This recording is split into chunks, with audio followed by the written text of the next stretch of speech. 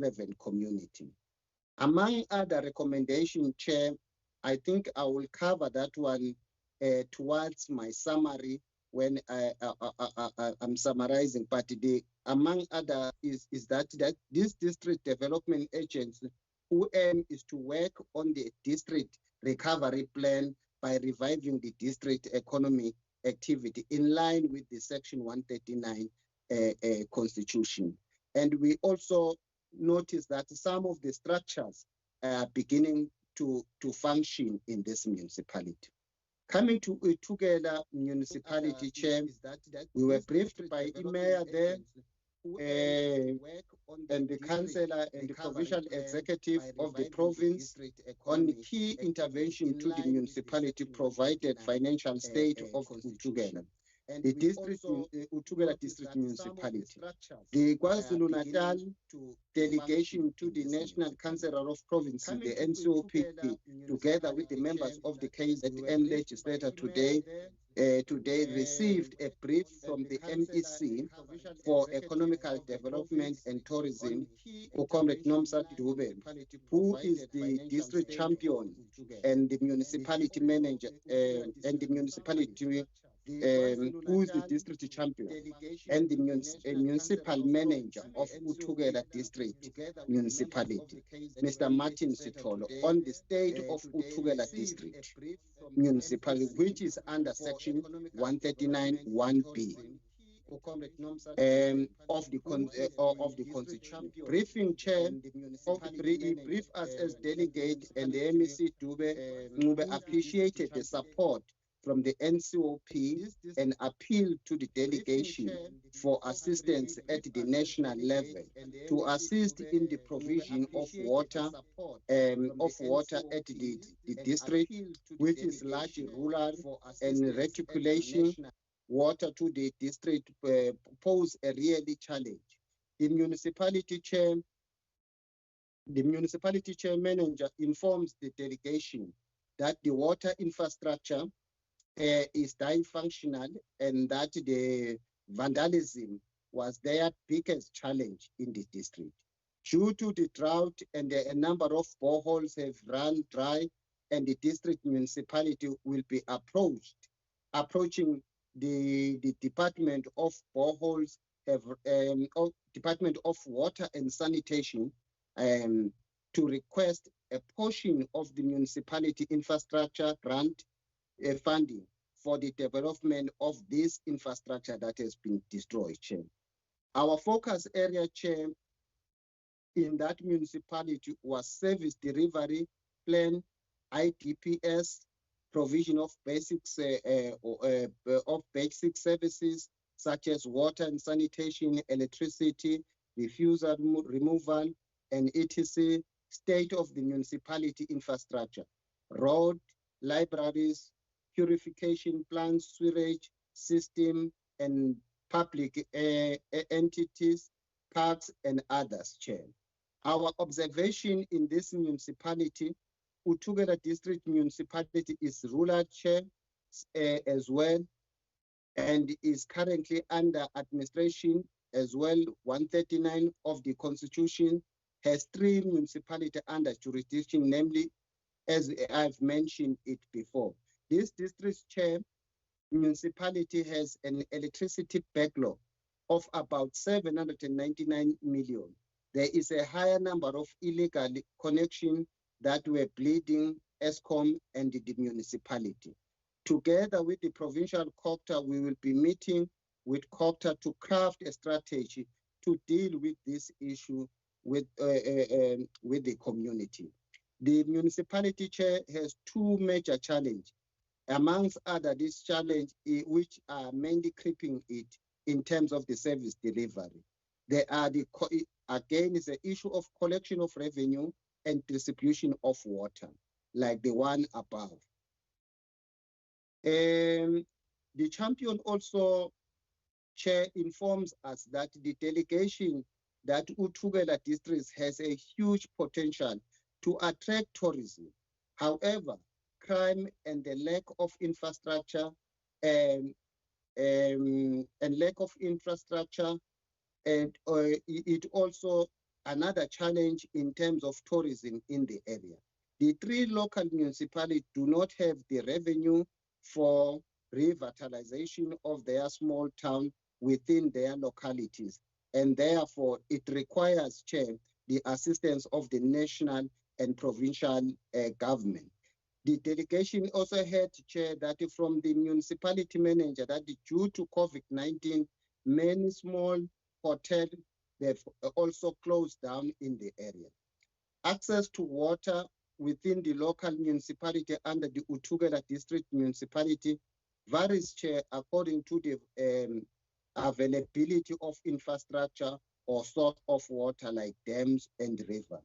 Due to this higher level of unemployment in this district and the visibility of cannabis, there is a challenge with the unemployed and land indigenous in these drugs.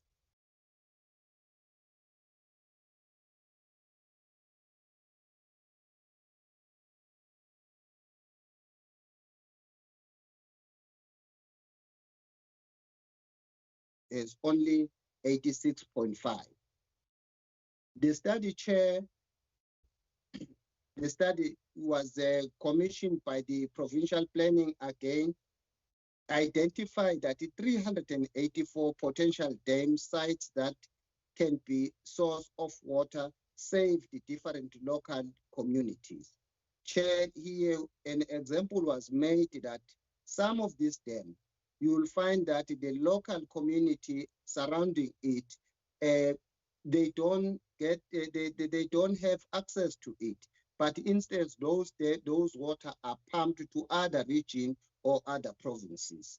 So these are some of the challenges that we need to engage and embark on it. But however, Chair, there are a number of successes as well to this district. This district has allocated almost 339 million to address its water supply challenge with the support of the Department of Water, and to also to address the water supply shortage. The district municipality has embarked on a refurbishing of the old and the poor reticulation infrastructure, as well as construction of boreholes for water supply. Those were other issues, Chair, that were made. Among main recommendations, it was recommended, Chair, that the NCOP must assist Utugela District Municipality about the payment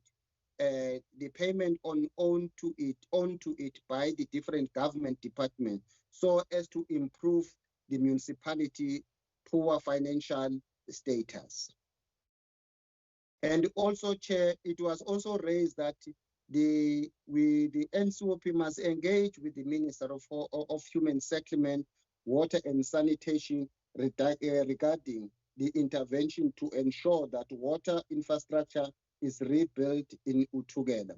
The other area that was raised, Chair, was to support on the small business, to engage the Minister of Small Business as well in terms of development with regard to programs that stimulate the small business in the rural community around Utugela. Also, Chair, we learned that stock theft is high in that area. Then NCOP was requested to engage as well the Minister of Police so that they can intervene in trying to see how the stock theft, particularly the border crossing Lesotho and our country here, where the stock theft is being moved to.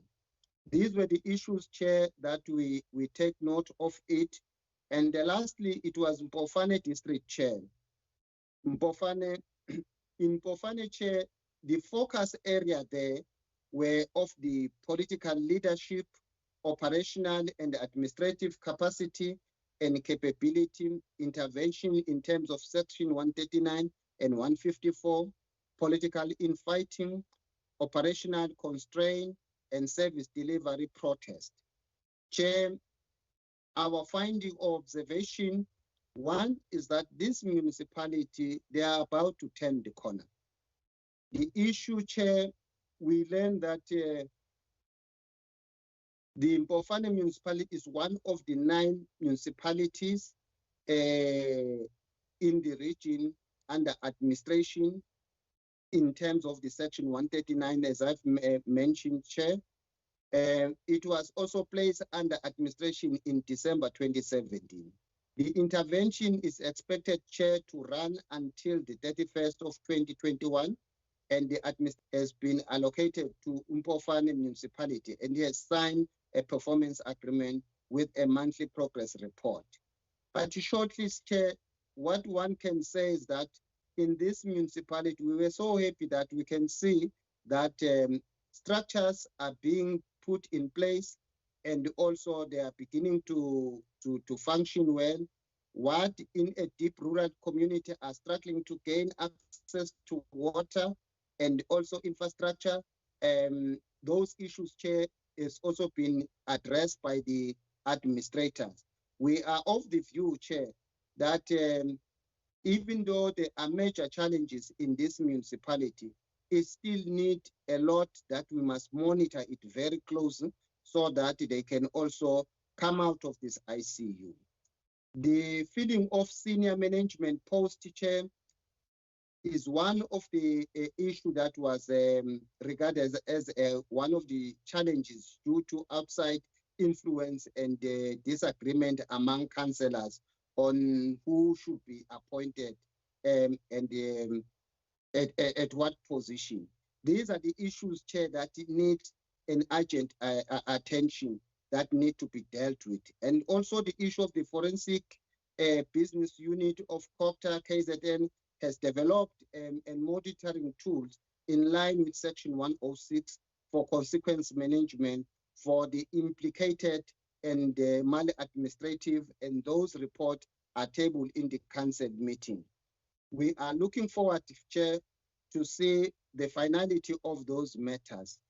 Successes in this in that municipality is that the municipality has been able to spend at least 100% of their MIG grant by the end of June 2020, compared to the failure to spend this grant in the previous year, financial year.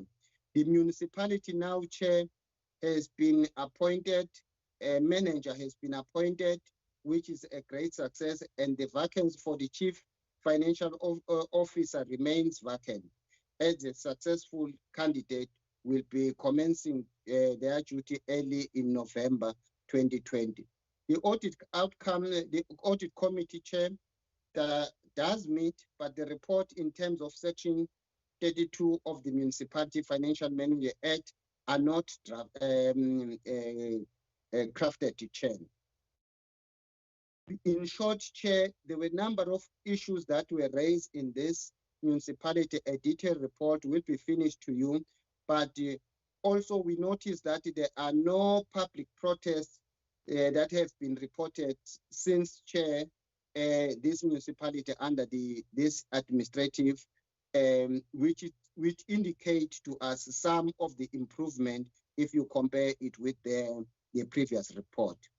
Our recommendation, Chair, on this municipality is that the financial business unit must assist the municipality in dealing with the settlement of the ESCOM debt, reported to be around currently around 197 million. The municipality standing committee on account must finalize the migration of the IT accounting system for credible month and annual financial statement.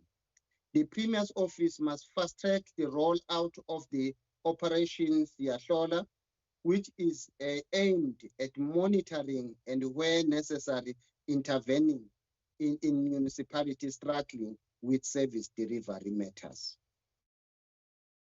The way forward, Chair, we want to capture, the MEC Dube appreciated this support, Chair, from the NCOP and appealed to us, Chair, for assistance at a national level to assist in the provision of this, especially for water Since we know that this municipality is under deep rural area, the municipality also requested that the NCOP assist on the issue of the land as farmers were working on the land, yet they did not own it. The NCOP delegate resolved to raise this issue with the national and provincial government department to bring the assistance to the struggling municipality. South Africa, Chair, we know that it's not a federal state, but it's a system of corporate governance, and all three spheres need to work actively together while recognizing the distinctiveness of each other. If municipality performs inadequately, it is a reflection on the municipality, the first instance, but it also reflects on the adequacy of the provisional and the national government and the legislator. While municipality chair have to take responsibility for their failure, the provincial and the national sphere must also take responsibility for theirs. It means, Chair, we have to work for more effective across the sphere through various intergovernmental structures, including the Presidential Coordination Council. Chair, we also need, Chair, to carefully review the Section 139 intervention in our province to learn the lesson and, most important, act on them. Too often intervention takes place in municipality, certain levels of stability is created. The province withdraws and the municipality decline, and another Section 139 intervention becomes necessary. Why does this happen, Chair? What can be done to ensure that the intervention lead to empowerment of the municipality so that it can function effectively after intervention? These and the other issues that need to be addressed, Chair, as a matter of urgency. Some of the problem, Chair, on municipality experience is a flow from the structural defects of our model, of our local governments and cooperation government. Many studies, Chair, and policy paper have been done by government on the need to review the distribution of power and functional between the three spheres of government and between district and local municipality. There have been also been studies, Chair, that policy by government on the needs to review the formula for the equitable share. There are also studies, Chair, that policy paper need to be acted on decision taken on after fulfillment of consultation and among all three spheres of government, civic servants, stakeholders, and members of the public. Chair, coming to my conclusion remark, Umpofana, Chair, local municipality, if one can summarize all the issues that has been raised, is that Umpofana has been under Section 139 for some time, Chair, as I've alluded it before. And it requires more support, Chair, both from the provincial and the national level. This district, Chair, municipality has also been challenged with some of the industrial from the Asian country that we learn, which has been accused of exploiting the people and taken advantage of the situation because it is the only big factory within the municipality. This factory, Chair, has also frustrated and taken the municipality into court over some dispute and some of the land, and this has drained the municipality budget, which is supposed to be funded to fund programs aimed at the service delivery to the people of Umpofana. The NCOP, Chair, should conduct its oversight duty in addressing some of these challenges faced by this municipality. However, Chair, the municipality has shown improvement by stating clear process and procedures correctly corrected their monitoring and evaluation of municipality decision. And they have started to implement the municipal bylaw and policies, of which was quite recommendable to us. Utugela Chair, if you summarize Utugela District Municipality, has serious ESCOM debt, and this has caused them to reprioritize some of their programs in order to settle this debt. The municipality has quite a number of unregistered dams, and there is a need to register these dams because it does not serve the purpose of having clean water for its citizens. The NCOP chair needed to conduct their oversight to address these issues and lobby the national government for intervention, especially more on the following on issues that dealt with the registration, since we know that water, it remains the competency of the national department.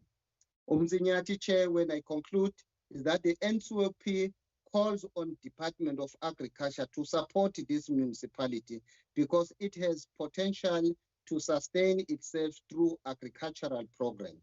There is also a need, Chair, for local economical development LED programs within the framework of bringing or lobbying big local factories to relocate to this business area to Umzinyati.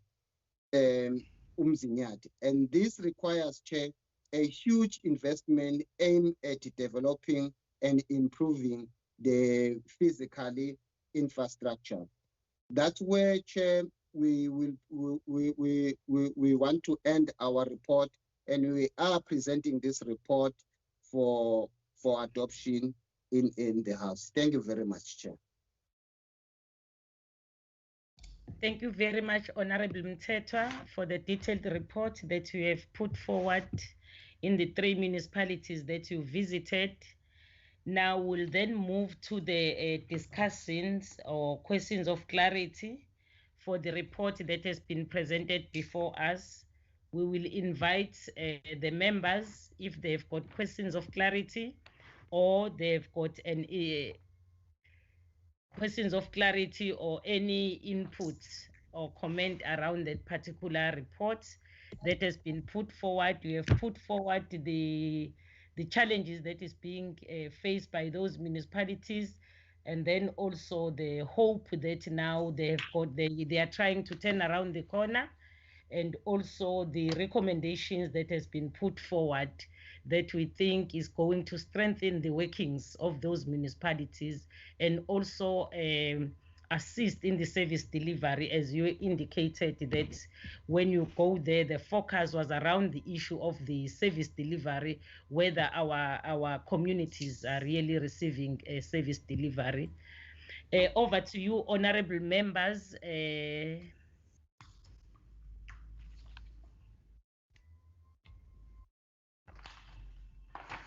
It looks like the report was very clear and being taken as it is. I don't see any hand up here.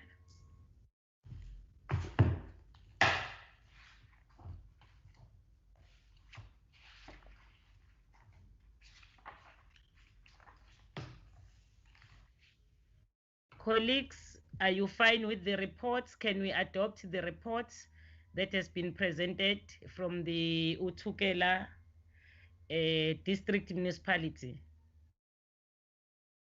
I see this hand this side, but I don't see whose name is this. It's hidden. Can you talk? I only see one hand here, but I can't see the name. It's PP, Honorable Chair. Oh, yes, Honorable PP, over to you, Madam. Okay, thank you very much, Honorable Chairperson. The report is clear. I move for the adoption of the agenda, Honorable Chair. Thank you very much. You move the adoption of the report as presented by Honorable E.M. Mthethwa. Any seconder? Honorable Pip has moved it. Any seconder? I see the hand, but not the name. You can speak. It's My hand is up, Chair. it's Honorable Tim here. Honorable Tim Browder said. Oh, Honorable Tim. Yes, I will second the report. Thank you. Thank you very much, Honorable Tim. I think also Honorable Fraser, was your hand? Thank you, Chair. I also wanted to second the report. Thank you. Okay, thank you very much. The report is adopted. Thank you very much for your presentation, Honorable Emmy. We can now move to the next item for the war rooms functionality monitoring by the team leaders. We will request that we are going to summarize, maybe take those resolutions that cut across when we deal with it, but the detailed report for each and every war room is going to reflect on the report that is going to be submitted. We want to appreciate the Speaker of KwaZulu-Natal, Honorable Boyce, for taking it upon herself to say that the legislature must go and see whether the war rooms are functional or not, so that it can be strengthened, so that it can function, because the committee that is in the office of the Premier alone was not going to have the spread of the province as it has happened. Thank you very much to the Honorable Speaker for the good work that she continues to do for the legislature on behalf of the people of KwaZulu-Natal. I will then now request maybe Honorable Mthethwa to chair, so that I can present a report where I was, and then we continue with the meeting. Honorable Mthethwa. Thank you very much, Chair. You can take over and present the report. Okay, thank you very much, Honorable Chair. Greetings to Honorable Premier, the members of the executive, and my colleagues from the legislature, the Speaker of the legislature in KwaZulu-Natal, Honorable Boyce. We are honored to give the report as the team that went to Ugu. The team that was sent to Ugu was myself, Honorable Cele, Honorable Rab, Honorable Kaula. These are the members that were with when we were there, and Virana joined us for one day, but he was part of us. The report that we got, we decided that the details for different war rooms that we visited, actually we visited 9 war rooms. Out of 9 war rooms, the 6 ones were visited in 2018. And the 3 other war rooms were the ones that were never visited. It was the first time for us to visit those particular municipalities. As I have indicated that we are not going to dwell on the war rooms that we visited, we will just take the resolutions that cut across. The first resolution, the issue that was raised was the participation of South African police services in war room meetings. It was a challenge. And then we resolved that the matter will be taken up with the management of SAPS through the Department of Community Safety. So the people responsible is SAPS and the Department of Community Safety and Liaison to deal with this challenge that we find there. The other one was the dilapidated infrastructures of war rooms, and there is an urgent need to upgrade ablution facilities. We therefore resolved that the municipality must conduct an assessment of all war rooms, infrastructure, and develop plans to urgently upgrade the condition of war rooms. We said the local municipality, through the champion, which is a mayor, must attend to this together with COCTA. Lack of water and electricity in war rooms. We resolved that local and district municipality must conduct assessment and include in their plans the supply of running water and electricity in war rooms. Local municipality, district municipality, and COCTA will be responsible for that. Improvement of the functionality and effectiveness of the war rooms. We resolved that the local municipalities should visit all the war rooms at least 3 times a year, no, quarterly. They must visit quarterly to improve the monitoring and strengthen the capacity and functionality of war rooms. So we left it to the municipality as part of their oversight that they must do to continuously visit the war rooms. The other one is the absence of the common guide and framework on the functionality of the war rooms across. It was resolved that there should be a common guide and framework on the functionality of war rooms, which will incorporate ongoing training and capacity building of personnel working in the war rooms.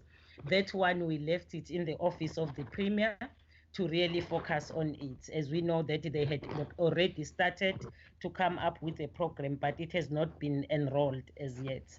Lack of basic tools of trade in war rooms, which impacts negatively on the functioning of the war rooms. We resolved that all war rooms must be provided for with basic office equipment such as filing cabinets, computers, photocopier, printers, and stationery for day-to-day running of war rooms. We noted that the COCTA is assisting with like the laptops to work, but it's not enough, and it's not in all the war rooms that they do have. And we said the office of the office of the Premier and the local municipality and COCTA must come together and look how these war rooms are being assisted with the tools of trade. Lack of synergy and coordination of various government departments in war rooms. We resolved that a mechanism needs to be developed to improve government integrated response and involvement on issues raised in war rooms. The office of the Premier must look at that one, the coordination and the synergy in the working of the war rooms. Dysfunctional war rooms as a result of deficiencies from the LTTs and DTTs. We agreed that the LTT and DTT must come up with a turnaround strategy to be monitored and evaluated. The responsible office will be the office of the Premier, local municipalities, because they're also the champions of the war rooms, Department of Social Development, as well as COCTA. Poor relations between the war rooms and the traditional leadership. We agreed that on the poor relations, we resolved that efforts should be made to build the relations and ensure that each individual sector play its role effectively to improve response to issues in the war room. That one, we said the COCTA must assist on that one, because we had a challenge in one of the war room. We found that the Induna bought a locker and go and lock the place where we're supposed to meet. We ended up not meeting. So there are challenges. It seems it was clear that they don't understand what is happening about the war rooms, because they are supposed to be part of the war rooms. So I will end there. The detailed report will be in writing in each and every war room, indicating the challenges and the recommendations per each and every war room that we visited. Thank you very much.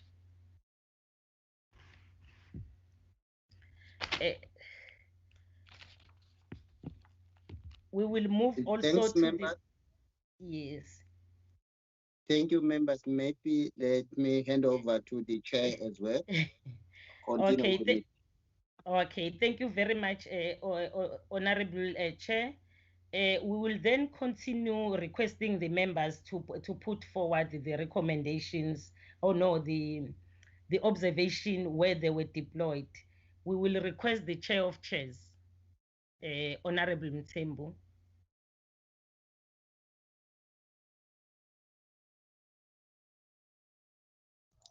Yes, thank you, Honorable Chair.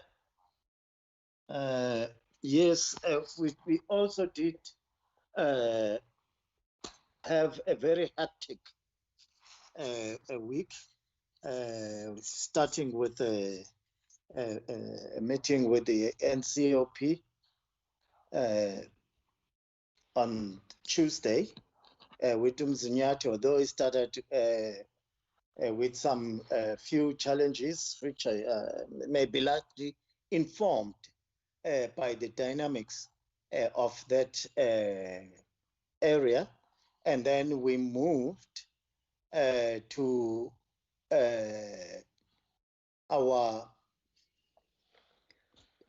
other part of the outreach of checking the war rooms, starting with Indumeni at Winen, and then moving to Msinga, and then moving to Umvoti. We must say that we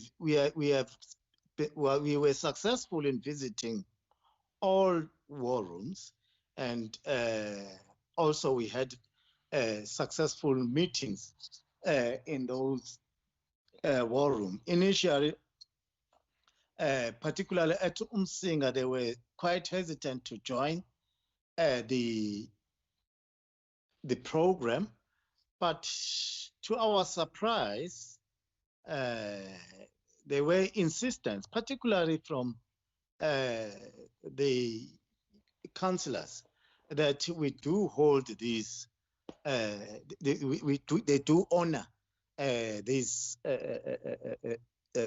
program. Then I said we started at Winen, and we find out that the war room is quite functional there. The only problem we did, because there are transversal challenges which we found in all these war rooms.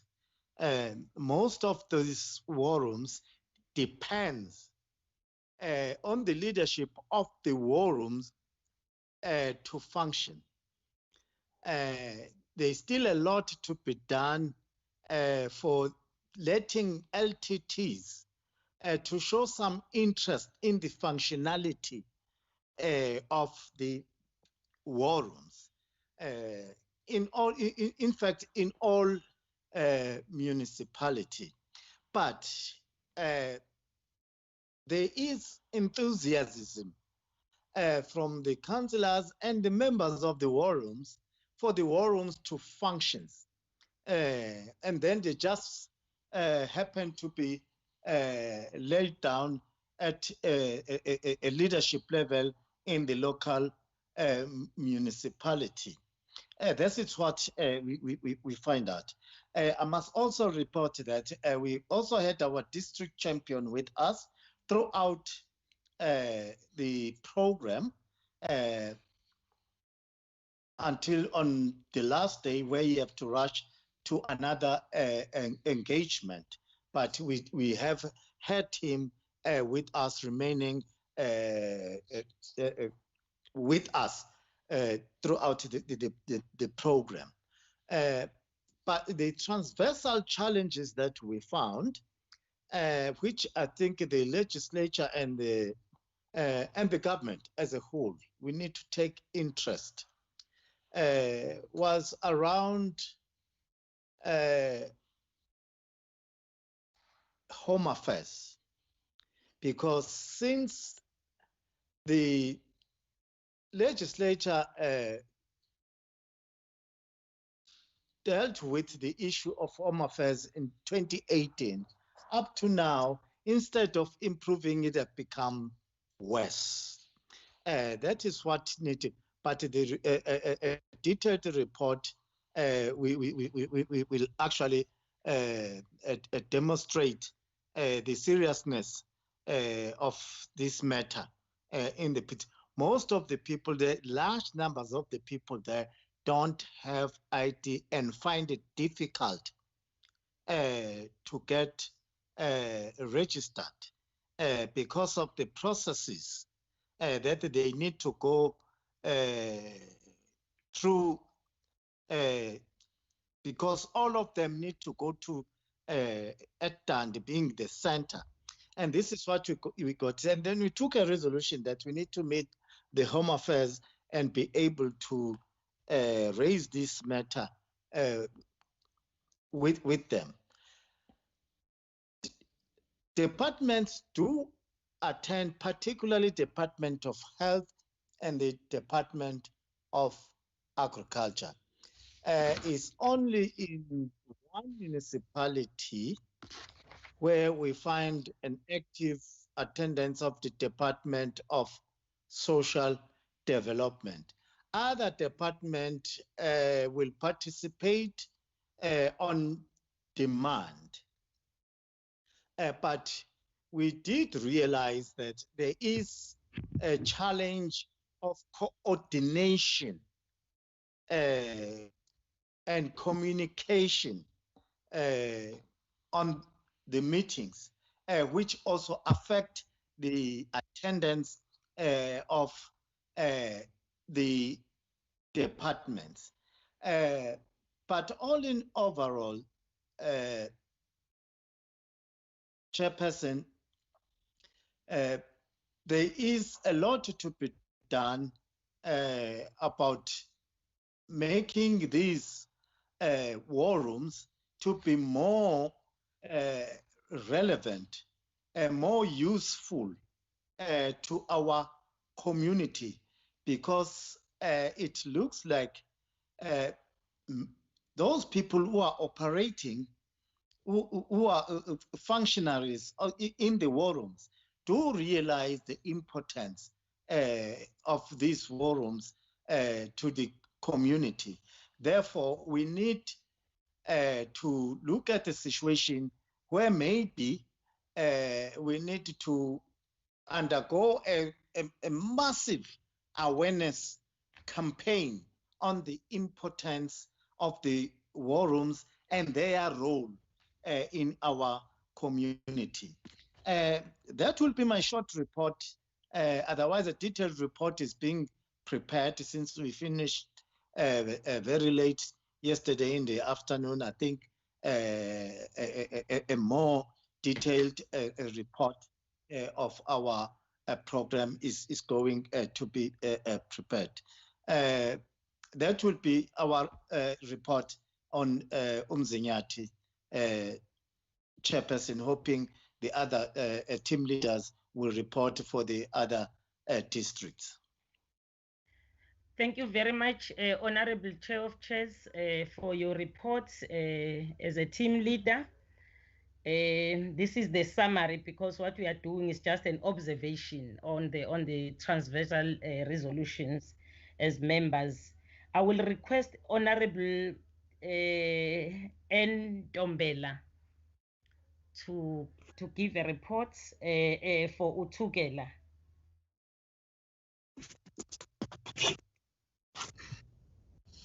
Okay. Oh, Ntombela, okay. Ntombela, Unhlaga.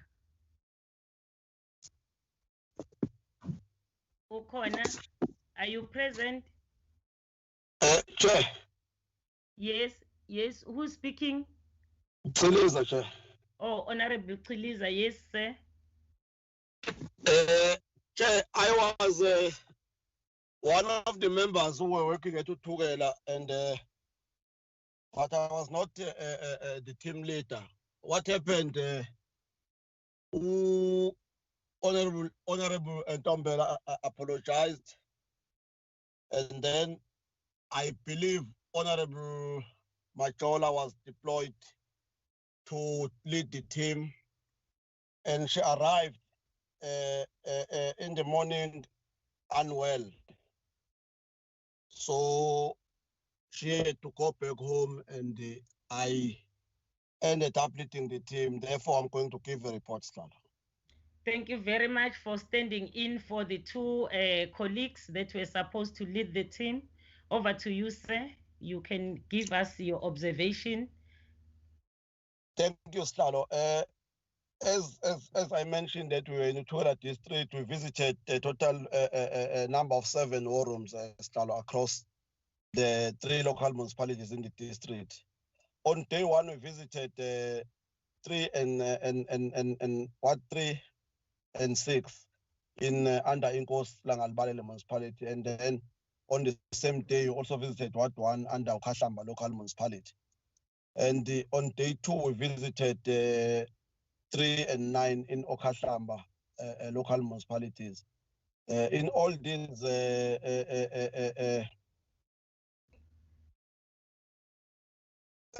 what 3 and 9 in local in Okashamba local municipality, Chair, and then closed our day in Ward 13 of Alfred Duma local municipality.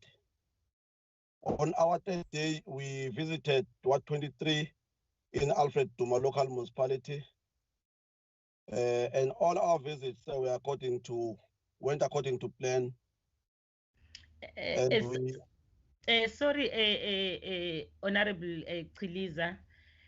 No, even no munga wamenshina ngomasipala ngoba uthukela nje i-detailed report sizoyithola. Sifuna nje ukuthi you deal with ama-observation akho, ama-challenges nangendlela enibuke ngayo ukuthi bengancediseka ngayo. Kulungile Sihlalo, bengisadlalela nje ngiza kuona, but I also want to mention that out of all these 7 war rooms that we visited, because we some of the war rooms were the ones that were visited in 2018, so the solutions that were taken, monitor if they were implemented or not, and some of them were new. But I must mention, Carol, that one of the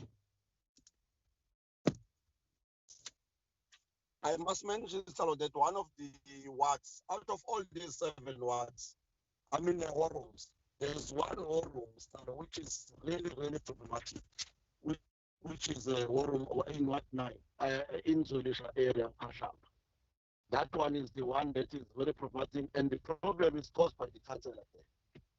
So you can see your councillor is very negative in such a way that it's difficult to work with him, and such that the war room is not functioning at all. So in terms of, because we also identified some areas, as you said, Chair. Slalo.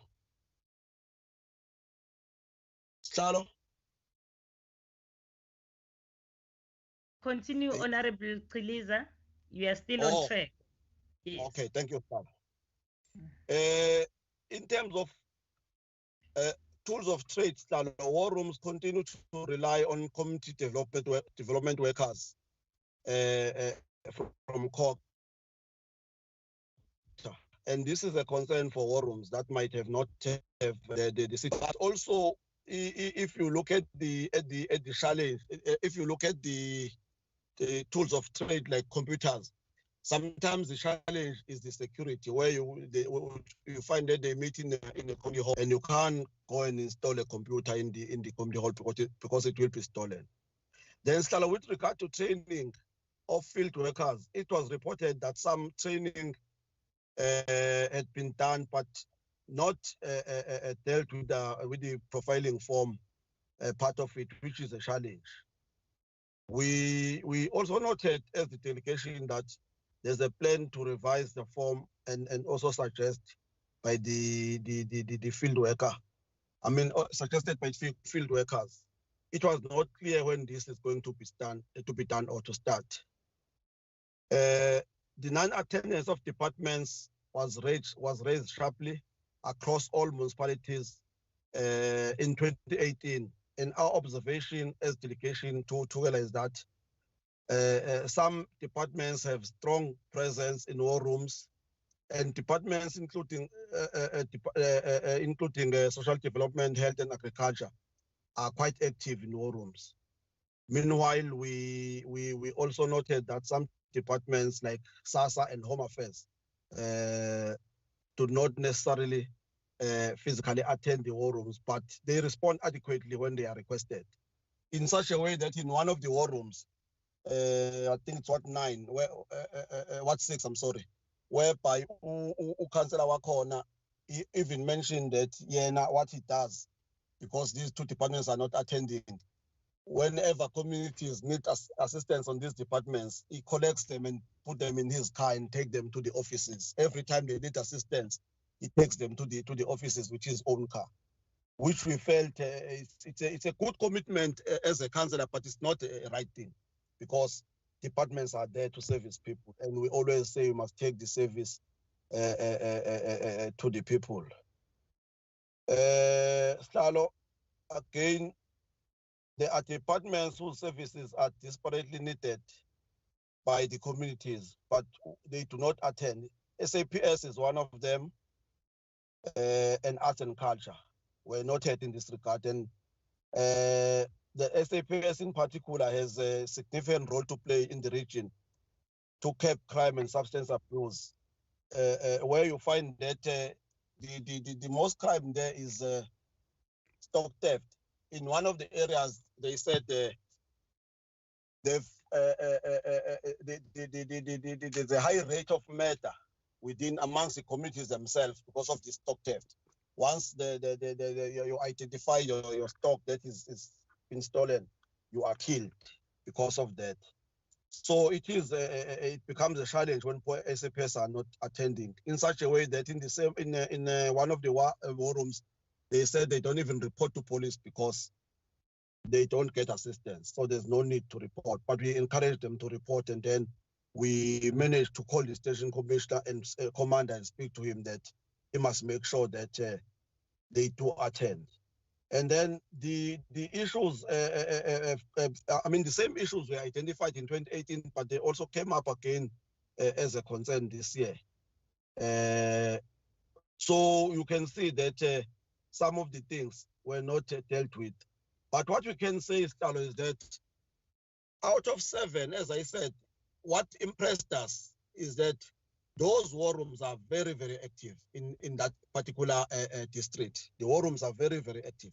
It's only Ward 9 that is having a challenge, but other war rooms are very, very active. They know their job very well, and when they present, they know what they are doing, and you find that when they do their presentations, the communities will also agree with them. And some service delivery issues, although we know that our primary purpose was to visit, our primary purpose for the visit was to look at the functioning of war rooms.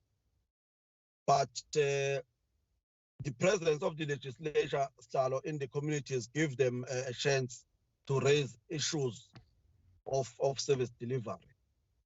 While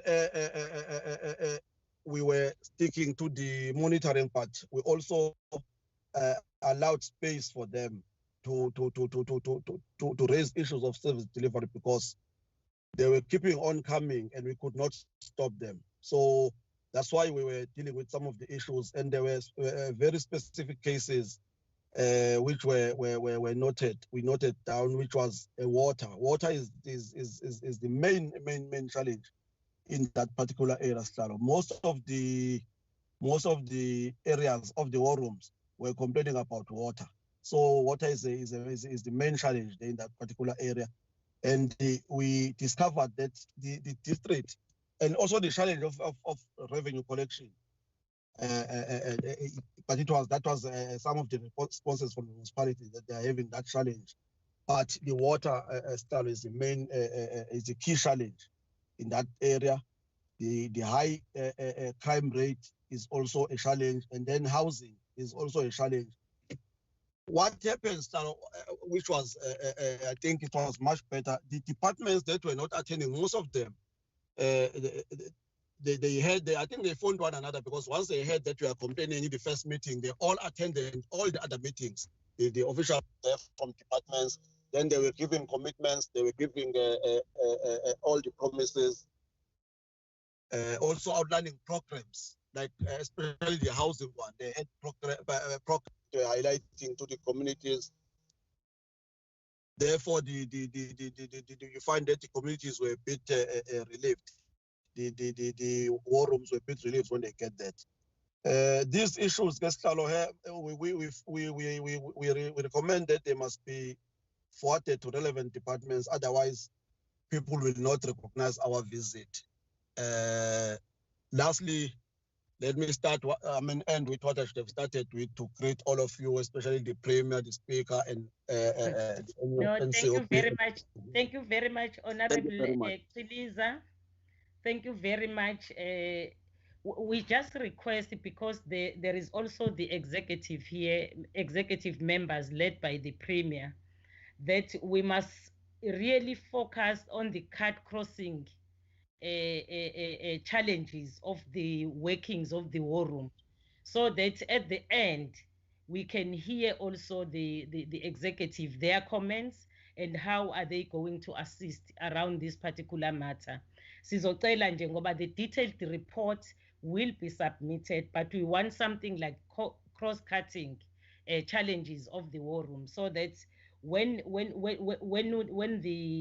the executive is commenting, they know exactly that these are cross-cutting, but the detailed report is going to be done, and then the process is clear. It will go to the legislature, and then the legislature, under the leadership of the Speaker, will see what she does with the report regarding distributing it to the different departments.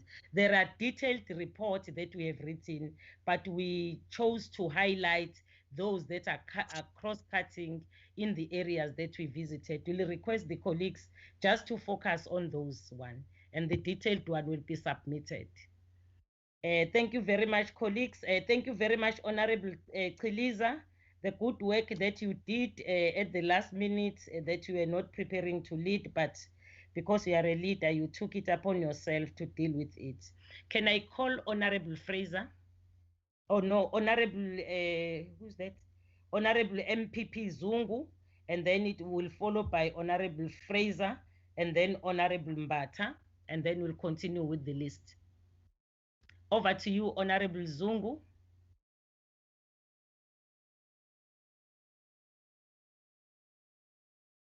Ukhona uManzini la? Manzini, in the absence of Manzini, sicela Honorable Fraser.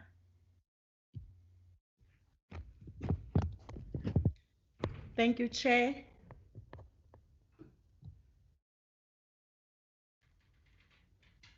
Thank you, Chair. We were tasked to go to eThekwini. Let me first greet the Honorable Speaker, the Premier, executives, and all the honorable members. Chair, we were tasked to go to eThekwini. We visited Umlazi, Verulam, and Tongati, respectively. In 5 war rooms that we went to, 2 were fully functional with no major challenges. 2 fully functional but with moderate structural challenges, and there was 1 war room which was very much poor.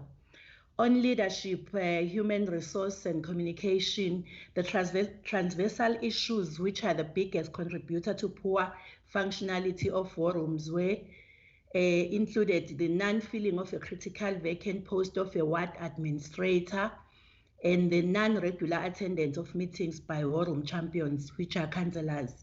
With the first one, it seems as if with eThekwini, they have agreed on having administrators for each and every war room, but that is not happening. So it was one of the complaints that were lodged to us. On data processing, equipment and reporting, there is not designated office for war rooms, scribers, and they don't have the permanent structures to hold their meetings. And they were complaining about issues like if a person wants to come during the day, there's no one to attend to that person.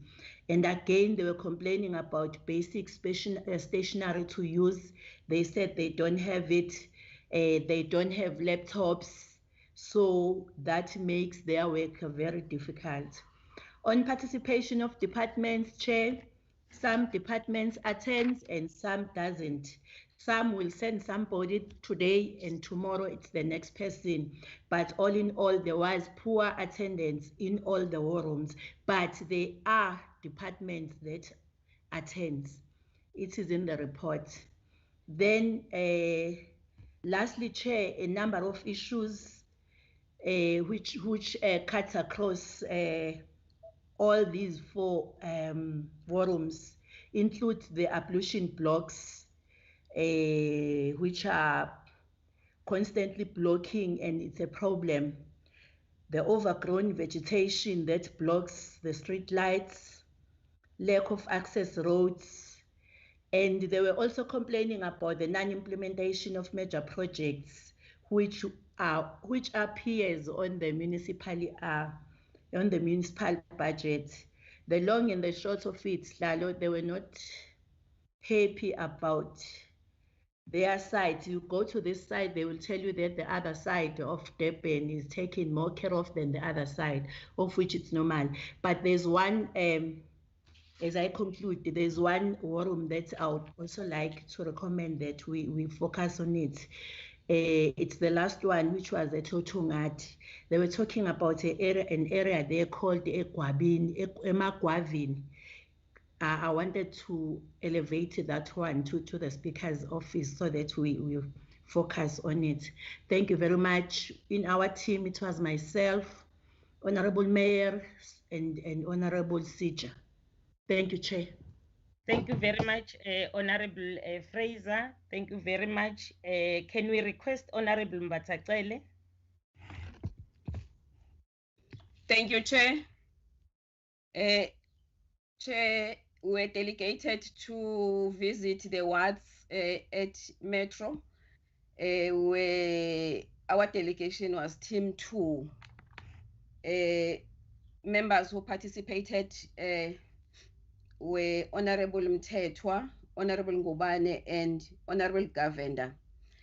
The team was delegated to visit and assess the functionality of 3 war rooms that were visited in 2018, which is Ward 46 at Kwamashu, Ward 60 at Verulem, and Ward 24 at Chesterville. And the other wards that we're supposed to visit were, for the first time, were Ward 47 Kwamashu, Ward 85 Umlazi, and Ward 104 at Kwamashu. But the team was only successful in assessing the functionality of 4 war rooms out of the 6. We're not successful in assessing the functionality of the war room in Ward 47 and in Ward 104, both in Kwamashu. Chairperson, in both wards, ward councillors and the zonal coordinator were present in the venue that were identified, but they were complaining that they were not involved in the planning of our visit, and they were complaining also about the short notice of our visit. Hence, they did not manage to invite the stakeholders. The team highlighted the following transversal issues from the war rooms that we visited. One was that most of war rooms offices are not branded and therefore not visible to the public. The departments, or some of the departments, are not attending the war rooms, and those that are attending, they only send junior staff members, but sometimes they change faces. As a result, there are issues that are not resolved.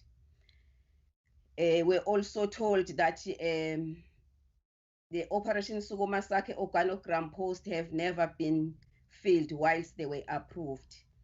It was not filled due to a budget constraints. And also there is a general shortage of CCGs in all wards, all war rooms that we visited. There is also the local teams, task teams need to be inducted about what is expected out of them, because others, they told us that they were appointed or elected, but they never been inducted. Hence, they don't know what is they're supposed to be doing as members of the war room. War room offices do not have office equipment and stationery. They requested that we support them with equipment and stationery, but they don't have it. There is a high demand. Okay, this is just the issues that they raised. Some of the war rooms raised it that there is a high demand of the title deeds. Yeah, so Chair, I'm not going to dwell much on that one because there is a report submitted. But then the team agreed that war room of Ward 46 at Kwamashu, Ward 60 at Verulem, and Ward 24 Chesterville are functionally, despite the challenges. The team further agreed that war room of Ward 85 at Umlazi is not functionally due to the issues raised in the meeting.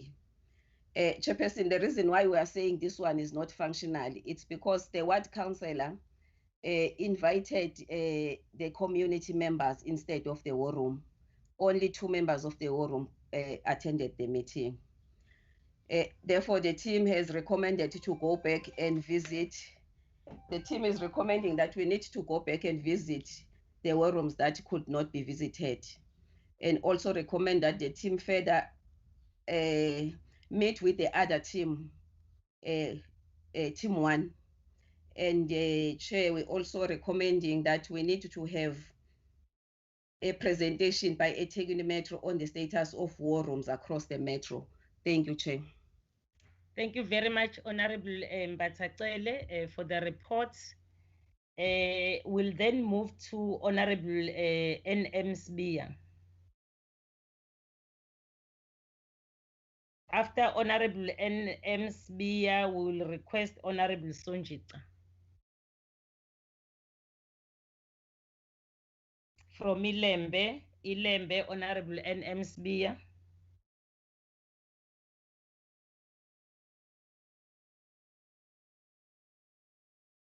Are you present, Honorable Member? No, in the absence of Honorable Sbiya, we will then request Honorable Sonjita.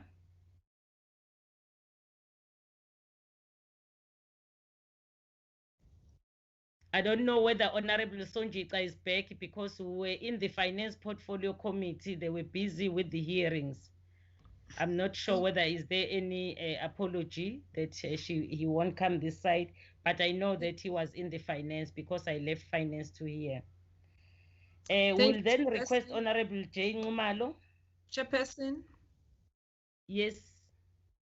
I was tasked by Honorable Sonjita to represent him because he is held up in a Finance Portfolio Committee, Chairperson. Okay, Honorable Ntombela, I will give you to represent Honorable Sonjita, and then after that, just present yours so that we move. Okay, Chairperson. Chairperson, our team, greetings to you all, Chairperson. I just want to extend my revolutionary greetings to all of you. Chairperson, we're tasked to visit Harry Gwala district, and as I said, I'm representing Honorable Sonjita. I'm not a team leader. Honorable Sonjita is held up in a meeting. In Harry Gwala, Chairperson, the members of the KZN legislature who were dedicated or deployed to Harry Gwala were as follows. Honorable Sonjita was the team leader, and then Honorable MEC Sipho Hlomuga was part of the visit, and Honorable GN Swart Boy Ntombela, Honorable Nozipho Mavuso, and Honorable Mazibuko. Chairperson, in Harry Gwala, we were tasked to visit about 8 war rooms, but we ended up deciding to visit about 6 war rooms. But even out of the 6 war rooms, we could not do all of them Chairperson, due to the vastness of the wards. whoever was coordinating a chairperson or identifying these war rooms, I don't know what they did because they were far apart. Chairperson, I just want to also to identify Ibuhlebezwe municipality, for instance, because in Herigwala we visited Greater Kokstad, Franklin, Buhlebezwe, and Dr. Nkosazana Zuma. But in Buhlebezwe, we just said out of the 3 war rooms to be visited, we are going to go to 2 war rooms, but we ended up doing 1 war room. But even the one that we went to, after driving more than 1.5 hours, we could not proceed due to the fact that whoever was coordinating ended up inviting the whole community, and there was no space within the hall. We decided to have a meeting outside, and it started raining heavily, and then we decided to cancel, Chairperson. Chairperson, in Herigwala, there are about 61 wards and 62 war rooms. I think there is a sub war room. In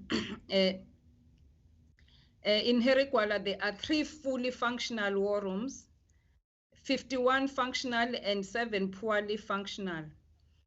What makes the war rooms poorly functional is contributed by the change of coordinators, poor attendance of officials, departmental officials, and the community members. Lastly, the lack of interventions on issues raised by the community and training. There are 0 or non-functional war rooms in the district, and the change of executive also contributes, and the lack of training of newly elected committee members contributes to the non-functionality of the war rooms. The common challenges of the war rooms within Herigwala is the poor attendance by government departments, as I said. Most departments that attend the war rooms is the DSD, Department of Health, Agriculture, and Education. Sometimes SABS does not attend, and all other departments do not attend these war rooms, which is worrisome, Chairperson. And also the municipality also attend the war rooms. Out in the Herigwala, Chairperson, we are pleased to tell you that Ward 4 in NDZ municipality, and Dr. Nkosazana municipality, is regarded as the best war room. It is #1 in the district, and it is #2 in the province. Chairperson. Chairperson, the findings of the war room structure is functional, and meetings are held monthly. There are CCGs and CDWs, ward committees who participate in the war room meetings. It is becoming clear that there are departments who are not attending the war rooms, as I said, and these are common, including Home Affairs. And Home Affairs, we found that Home Affairs is needed in most of the war rooms, since some of the children do not have birth certificates, and the issues with the ID numbers, especially the senior citizens, ezine-ID number ezirongo, kuthiwa umuntu athe mdala kuthiwa ngwa-1984 kodwa bagcine bengakutholi usizo. But however, we found that in some of the war rooms, they say though Home Affairs do not attend, but they identify the people in Home Affairs, and they send whatever issues to that person, and they respond to them. Except in Ward 4, That is the only thing they asked for. They said they needed assistance because Home Affairs does not assist them when they've got problems. Chairperson, we find that there is a challenge of farm associations not being active in war rooms, yet Harry Gwala district is mostly a farm area. The traditional leadership in the community were reported to be active from the side of Induna in the ward. The relations were noted to be positive, but could be strengthened. The positive relation between a traditional leadership and local councillors assist in the functioning of the war room. There is a partnership in terms of a service delivery. It can be facilitated effectively in the wards. I've identified some of the challenges, but I don't know whether I can also go on and identify other challenges. Chairperson, other challenges were that war rooms that are not having a fully fledged committee structure. There are war rooms that do not have a fully fledged committee structure, and there are also lack of tools of trade.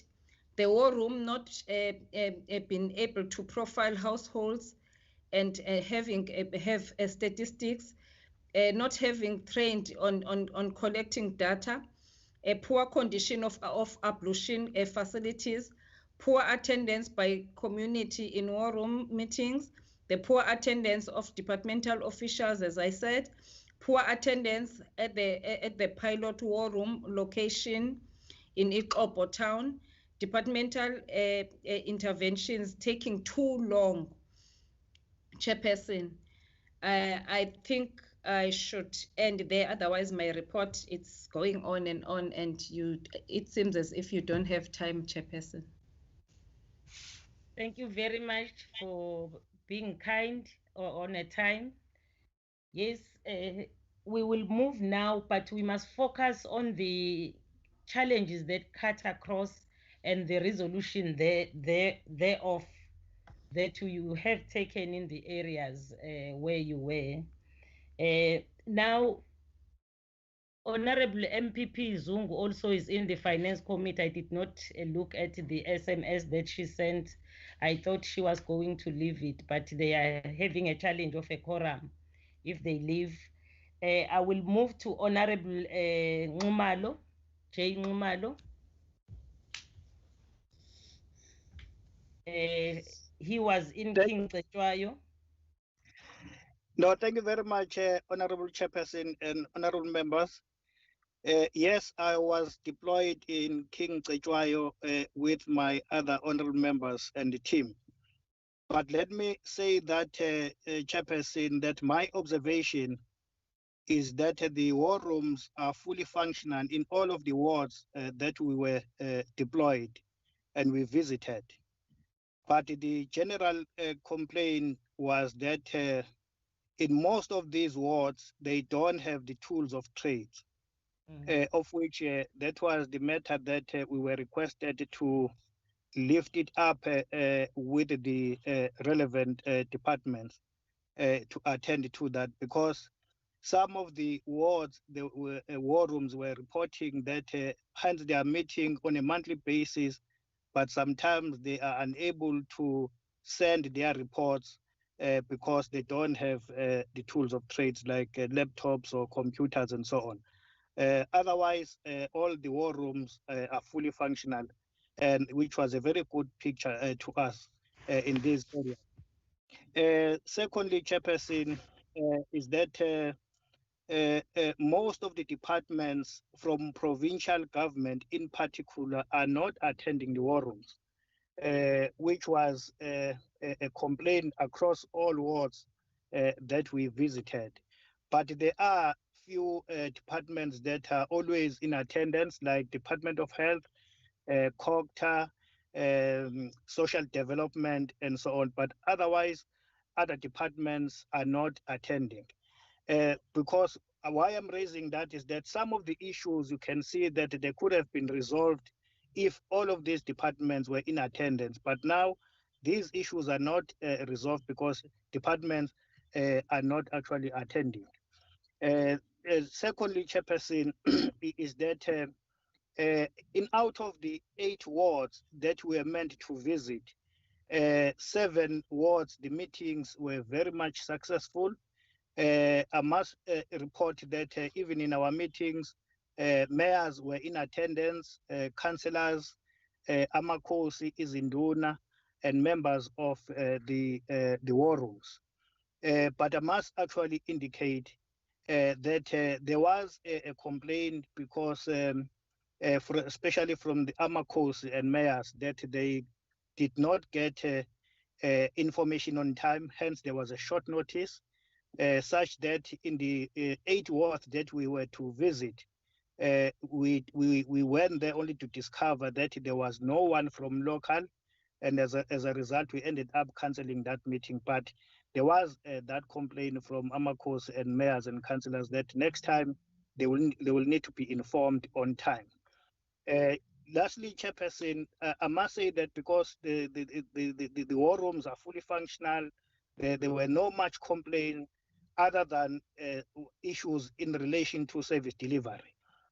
Some of the issues that they wanted to give us as Umpago was that there was a poor coordination and relationship between the district municipality and local municipality when it comes to the provision of water. And they are claiming that water is being politicized in these municipalities. An example, they made an example that you will find that because there's a challenge of water in these rural municipalities, water tankers will be dispatched to send water into communities, but only to find that certain wards will be actually getting water, and in some of the wards, water tankers will not be sent. And then this one issue that they said it has to be attended because we cannot politicize water.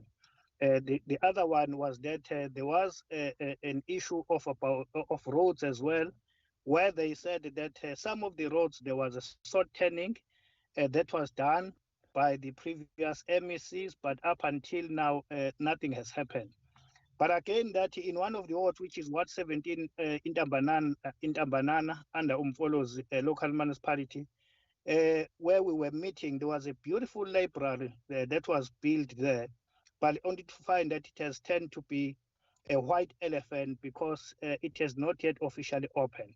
So it's one matter that I thought that it has to be attended to, because if that library can be opened, the people from that rural community can get assistance.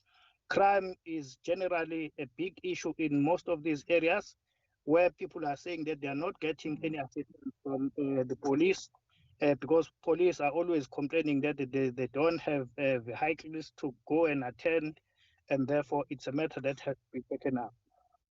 Otherwise, Chairperson, as I've said, in all of these 7 wards that we visited, war rooms are fully functional. The only thing that has to be attended is that if they can get assistance insofar as the issue of the tools of trade, so that they can always submit reports on time. Thank you so much, Chairperson. Kajwa, for the reports and also the issue of service delivery that will be attended, on the side, because it's part of things that are important in our communities. But can we move to Honorable Ntombeni? S.A. Duma.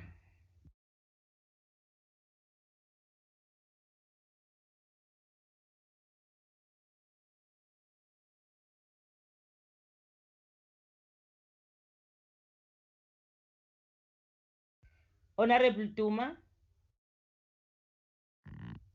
is he present? Let me request Honorable S.W. Mshengu from Zululand.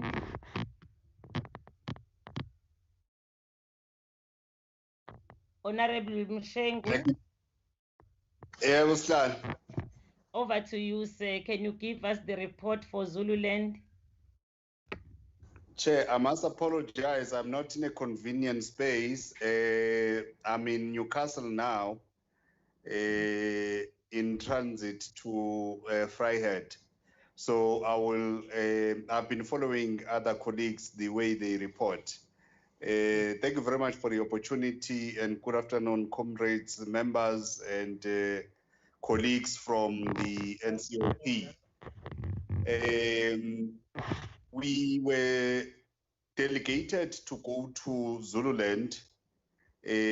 All members delegated did arrive, albeit on different days, but we were a team of 5 members. We went to Pongolo, local municipality, Edumbe, Abatulusi, as well as Nongoma and Ulundi. I must say, Chairperson, in terms of the summary of our findings, or rather our observations, that in Zululand, there is almost 77% of functionality of war rooms. It means out of 90 wards in the district, only 5 were reported to be fully functional, 8 functional, and 5 poorly functional. 4 wards had not established war rooms, and others had dysfunctional war rooms altogether. Chair, we also discovered that that affected the functionality of the war rooms across the district. There is a challenge, Chairperson, of the poor network coverage in the main, in the area of Edumbe and Upongolo, where there is no network coverage at all. Even police are struggling, clinics are struggling, all structures that are supposed to be giving assistance to our general members of the public have a serious problem of network challenges. If people want to phone for the ambulance, they struggle, they cannot do so. If they need to phone for police, they struggle, they cannot do so just because of network coverage. And we therefore made a resolution that both the mayor of Upongolo as well as the mayor of Abatulusi must do a report detailing the wards or areas where there is no coverage, and submit that to the legislature so that we may work together to make sure that we address this problem of network coverage, because at this day of fourth industrial revolution, there shouldn't be an area where there is no network coverage. Chair, some of the challenges that we identified were poor attendance of departments like SAP, SASA, DSD to some of the war rooms, a shortage of adequate resources. Other colleagues have mentioned this. Zululand district only has 40 wards with CDWs out of 90. And this is a serious challenge that COGTA needs to work on. There is a challenge of unequal amount of stipends that are paid to field workers. Others are paid 3,500, others 2,100, and this is causing friction amongst the field workers who are performing almost a similar kind of work. Well, the service delivery issues, Chair, are almost the same with other colleagues in other districts. The challenge of water, the challenge of poor road infrastructure, social ills, GBV, alcohol and substance abuse, gangsterism that is beginning to really, amongst young boys, it's beginning to really affect the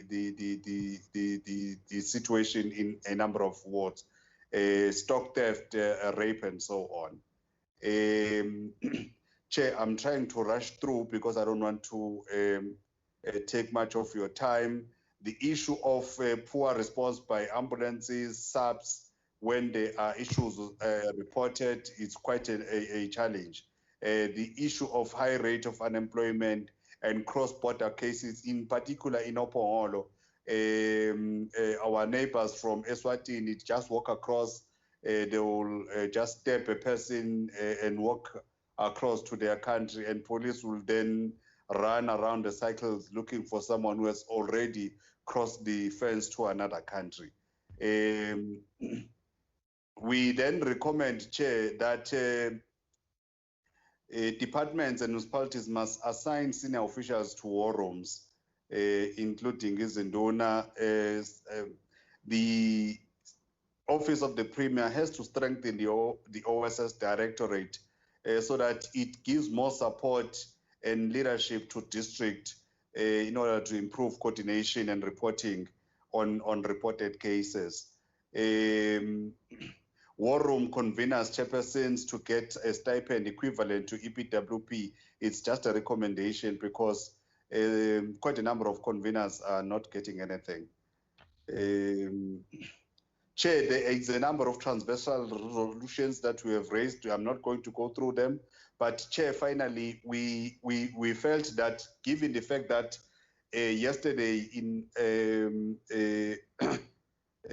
where we were at the last local municipality that we were in Nongoma, there was a huge memorial service for the taxi accident that we all remember that happened a few days ago.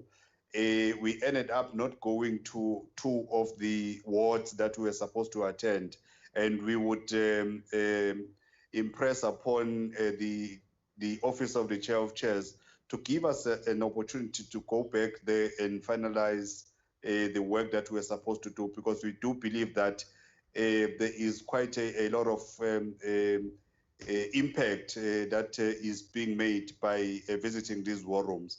But there is an issue, Chair, that in Edumbe, Ward 6, Mfeni area, there is a need for a bridge there where there is a school across a huge river.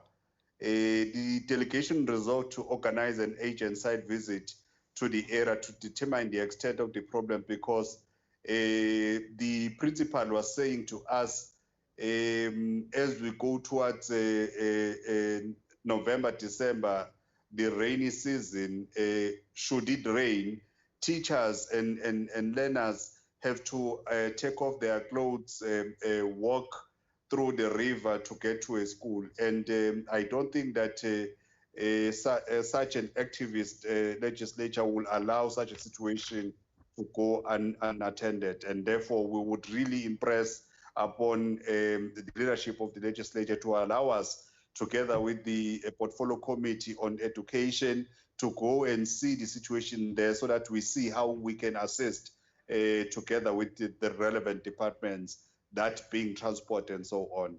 In a nutshell, Chair, our report is well written. It will be submitted to the Office of the Speaker today. Thank you very much. Thank you very much, Honorable Mshengu, for the report. Now we can move to Amachuba, Honorable PM Zuma, the Chief Whip of the Majority Party in the Legislature of KwaZulu-Natal. Thank you very much. Thank you very much, Honorable Chairperson. Indeed, as the team that was deployed to Amachuba, all members attended. I'll just speak to issues or talk to issues that I think, just to highlight issues that I think are important, because some of the issues have already been raised by members. In terms of the functionality of the war rooms that we visited, out of we went to all 6 war rooms, and 5 of them are fully functional. The other one, which is Ward 5 at Madlangeni, is not, the structure is not there, and we couldn't even deal with the report because they didn't have a report. They had a very old report. Then we recommended that a new structure should be appointed there. The second issue is the issue of the implementation of the resolutions that were taken in our visit on 2018.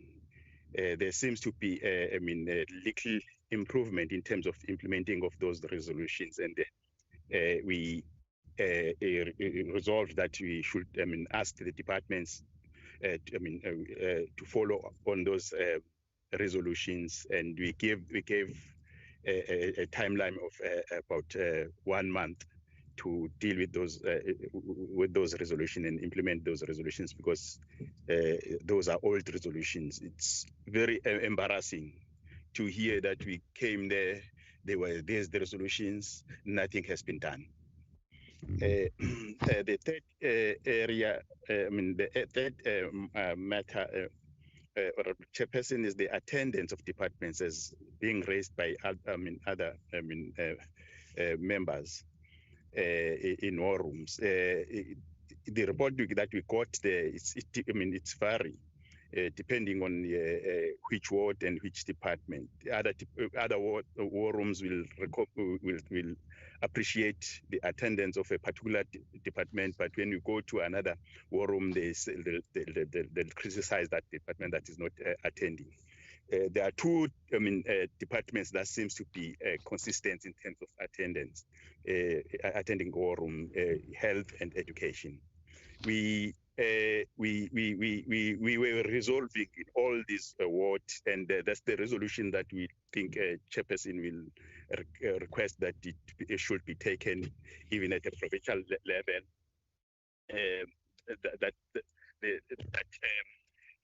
It seems to be similar to what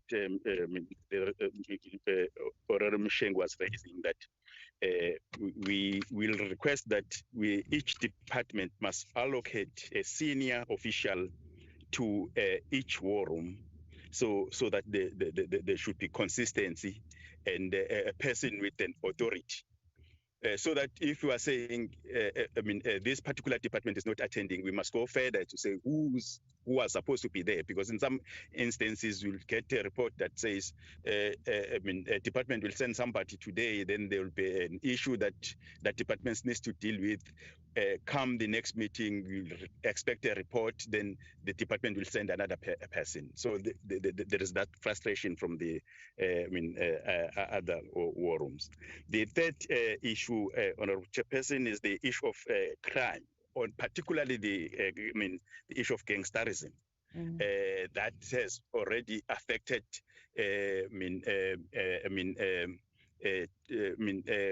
some clinics and education. So it's a situation when you hear it's the way it's developing.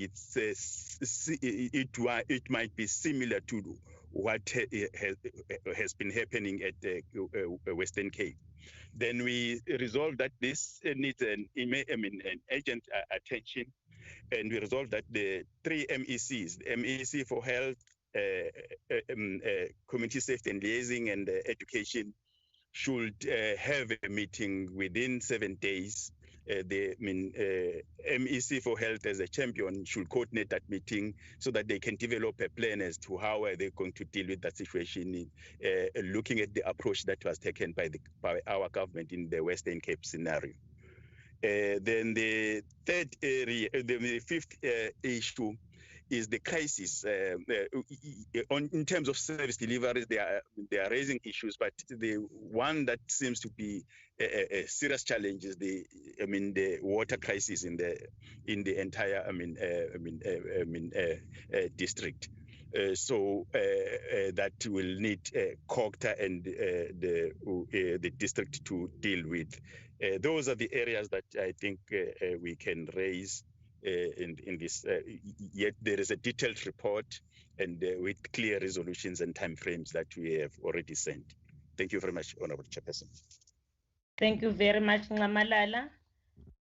Now, I think we have exhausted the list, but as I indicated that Honorable Zungu was attending the finance, she's around now. If she can briefly, within 3 minutes, because it's not the whole report that we are giving, it's just the observation on what cuts across, the challenges that cut across, and the resolution thereof, and the department that is supposed to deal with those challenges.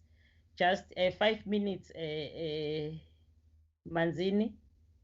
Thank you, Chairperson. Greetings to all MPLs and members present. I'll try to be brief, Chair. I were deployed in Mgungundlovu district, having to pay visit to 7 rooms. 2 in Mfunduze, 1 in Mshwati, 1.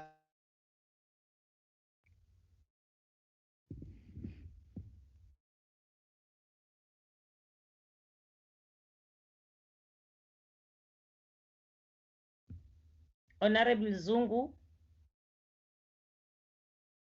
Honorable Zungu.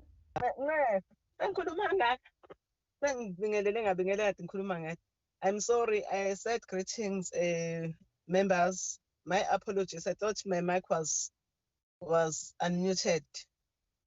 We had visited our room 7 rooms, 2 Umsunduzi, 1 Pofana, 1 Umshwati,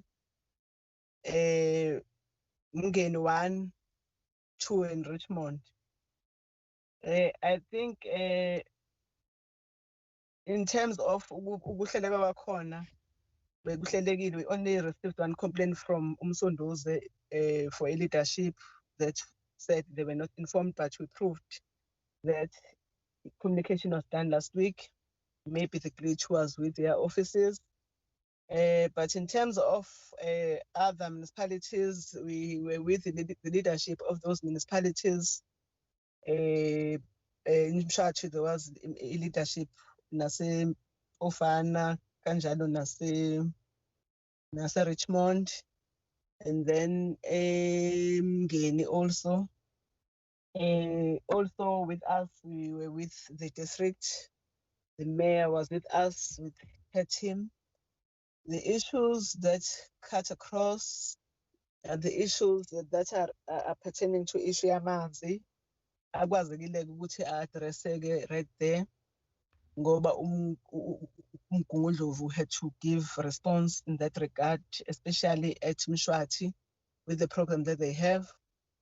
In Richmond, there's an issue that pertains to Mgungundlovu in particular about amanzi and the dislodging of the pit latrines.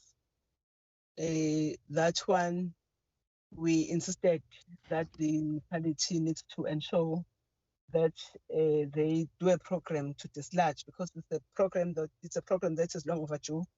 Hence, we also picked that up in one of the oversight that you're paying, in particular when we were doing the education. For the functionality, we have 2 fully functional. That is what for Opumgeni, which is number 1 in the province. We have also Ward 34 of Umsunduzi.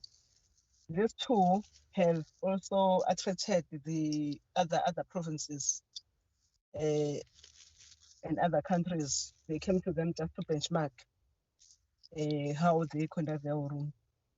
But the challenge with the functional one, mostly there will be the issues that pertain to shortage of the tools of trade. But we also cited that when they are not functional, mostly it's a lack of capacity, which we thought it should be something that we need to address. Lack of capacity of the war rooms, of the war room members, because for the ones that are fully functional, not that they rely solely on the government to assist them with some things, like, for instance, the how to in one incident, we were told that there's no register for people that are accessing the office. They lack even the chairs to sit. But with this fully functional one, not that they have been provided, but they were very proactive and innovative to come up with the solution to the problems. The departments that are also not attending, I think it cuts across, but also we've seen or received a complaint about the national departments. That will be your Home Affairs and Labor. Those we thought that they would be elevated to the NCOP to deal with them because they exceed our scope as the province. But it was also registered very in numerous incidents. The issue of crime, but you will have those. Most of them they can't tell you that there is a program that you have done. Issue of non-attendance of the departments to the war rooms. We did indicate though that not all departments can be available to attend due to the shortage of staff by those departments. I think that one was cleared. Chairperson, the other issue was the issue of CDWs. Others would complain of the fact that due to the vastness or the way their wards are, they will prefer to have at least these CDWs or people that will be looking at the issues of service delivery, not only them and the councillors. You have the cases of that nature, like in Ward 2 of Mpofana that was raised. With the new one, we also had the new one, which was, though they're trying, but we understood because they are new. That's what 20 of Msundus. There's a lot that they need to do. Those are the ones that also require to be capacitated on how to do it, because it was a first visit when we visited them. But also the issue that they raised are the issues that are more of the local one, which will refer to the local leadership, because the municipality we had the speaker of Umsunduzi. So those matters that were directly their responsibility we refer to her, which they are going to address. The other if you can summarize, Manzini, if you can summarize now, just point to the area. Yes. Bese kuba umgwaqo-ke isewa-2 laphana isiwa-12 kwasemshwathi. It's long and kuyasho kudala leyo nakhuzana khona. But it is also it was also lifted as one of those that were going to deal with it, the Premier Committee, because we had Premier in our team. So we're going to make a follow-up on them, and then we'll come back to give them responses if ever we get a chance. But also we emphasize that not only that this team is going to come back, we rely solely on the portfolio to continue playing oversight, taking into account that there are so many war rooms in the province. And we need to ensure that we reduce going to one and the same war rooms, but instead try to assist the ones that are highly affected by non-functionality. Thank you, Chair. Thank you very much, Manzini. Thank you very much, all honorable members that have presented. The outstanding report that we did not hear from is the one for Honorable Sbiya, as well as the one for Honorable Duma. Oh, okay. So sizokunika 5 minutes now, honorable member, so that you only zoom on the resolutions that cut across. Just zoom on it, because we want also the executive to have the overview on what is it that we are supposed to do, so that we make those war rooms very functional, full functional. Over to you, Sotoba. Thank you, Sihlalo. Ngiyazwakala, Sihlalo. Siyakuzwa Sotoba. Thank you very much. My apologies, Chairperson, for being late to the meeting. I humbly apologize. Chair, we were at Ilembe. We started Emandeni, local municipality where we visited 4 wards. Chair, Warrooms in Emandeni, also not a bigger issue. I think some of the issues cuts across, as members have been saying. One, I think, Chair, the issue of departments not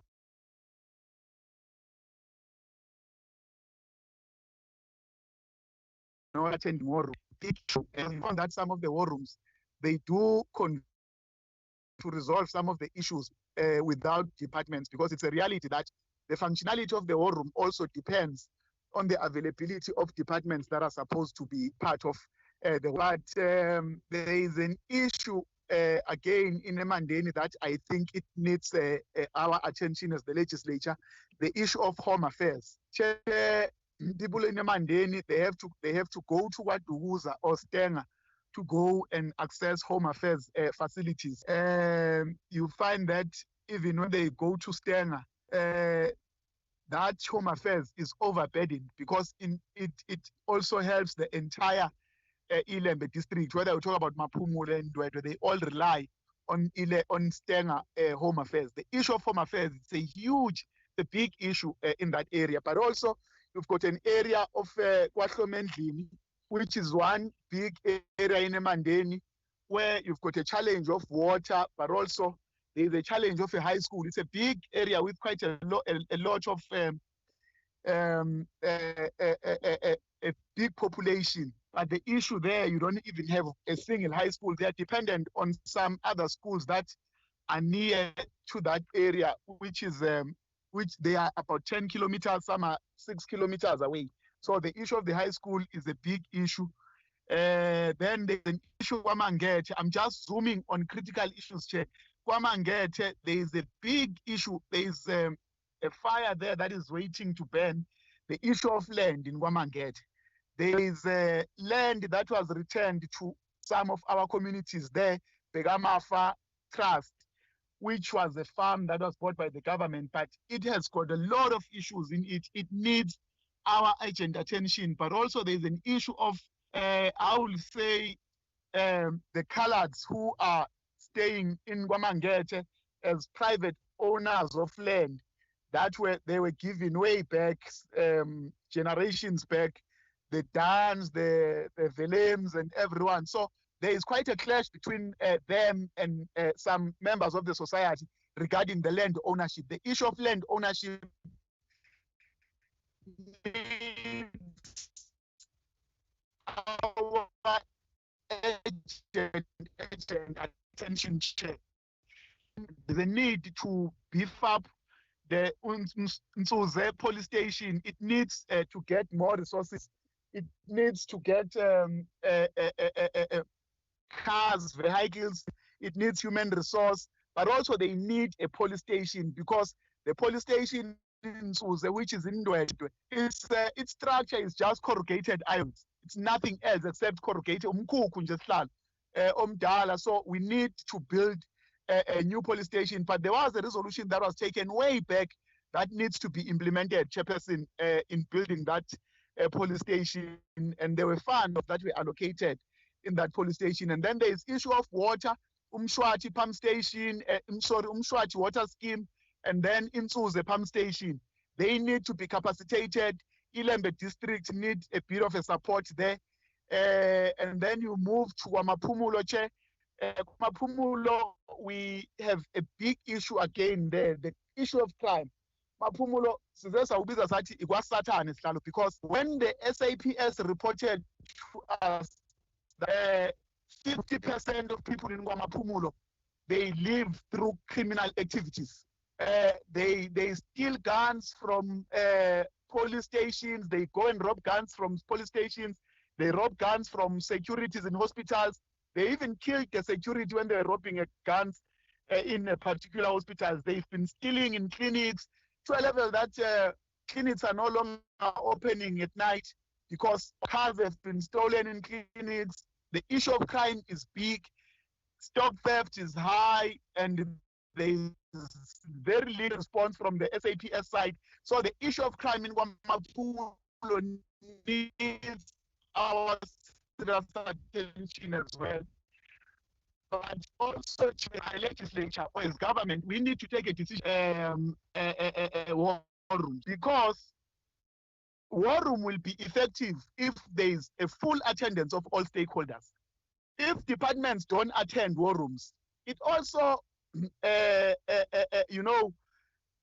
cripple the moral, or it just limits the moral of our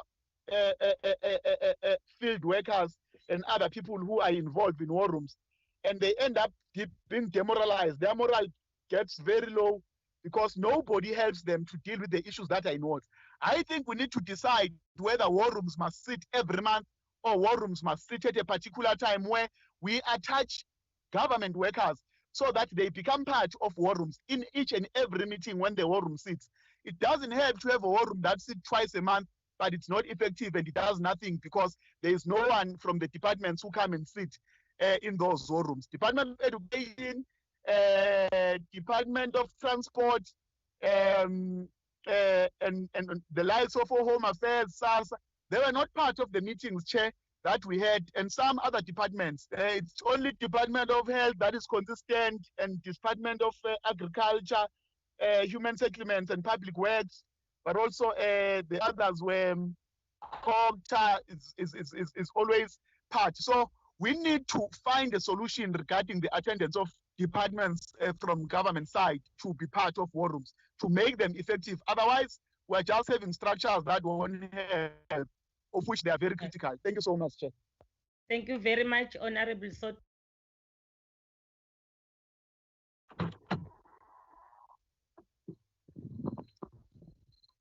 Yeah, my lord.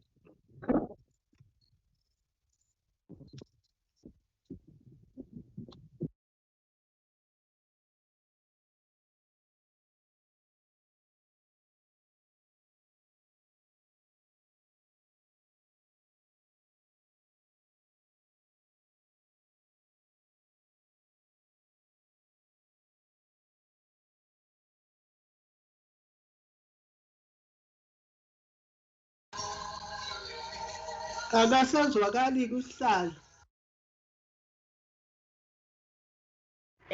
We are saying that thank you very much to all the members, team leaders, and the team that they were going with to do the functionality, to check the functionality of war rooms. What one is saying is that it is clear that crime is very high in all the areas that we visited, which is a challenge also in the workings of the war room, which affects the workings of the war room, because in other areas they still, even the material, the tools of trade, as well as the structures are being vandalized and taken. Lack of water, the issue of training across the war rooms, the stock theft also is coming. The issue of the absence of a common guide and framework on the functionality of war rooms across the war rooms, that is going to assist to say how many times they are meeting and so on, how are the war rooms supposed to be working, the common guide that will come. And also the lack of basic tools of trade is really a problem that needs to be attended to. And then those war rooms that are failing to function. But the issue of department like Home Affairs, which is very important and overcrowded too, with the members of the community. But there was a good learning that we got at Umzwabantu. They were saying there is a challenge with Home Affairs. They don't attend the war rooms, but what they do, they attend the LTT because they are short staff. In the LTT, so many war rooms, they meet there. It's when they take the challenges that are reported in the war rooms. Maybe in the other areas they can do so. We will then now request honorable members of the executive to give to the Premier of the province of KwaZulu-Natal to do the overview, and with his team is the one that is going to indicate if somebody need to talk around the issue of the MECs on the issues that has been raised. Honorable Premier, over to you, sir. Thank you, Honorable Chair. Greetings to the members of the NCOP. Greetings to you, Chair, Honorable Chair, as well as to the Speaker, the Deputy Speaker, chairs of chairs, and all honorable members of the House. We thank you for giving us this opportunity. Because of number of issues and other programs, we will request that we become more specific. Firstly, we would like to thank the NCOP and the Speaker, as well as all members, for undertaking this program. I think for all of us, the program has been very clear, and we are going to ensure that once the reports are consolidated, they get also processed through the Executive Council, and thereafter each MEC champion will be required to ensure that there is an implementation.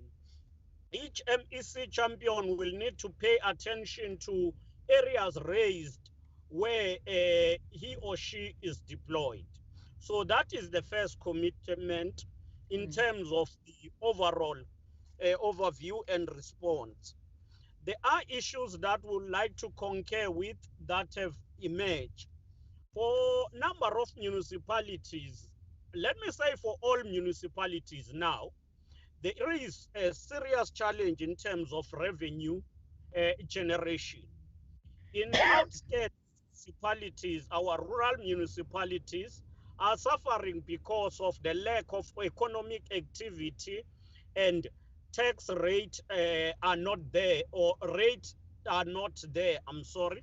So they can't generate because there is nothing to charge.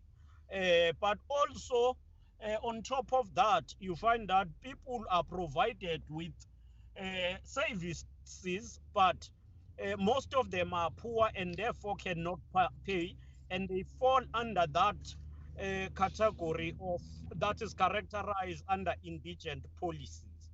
So I think we need to look on that issue.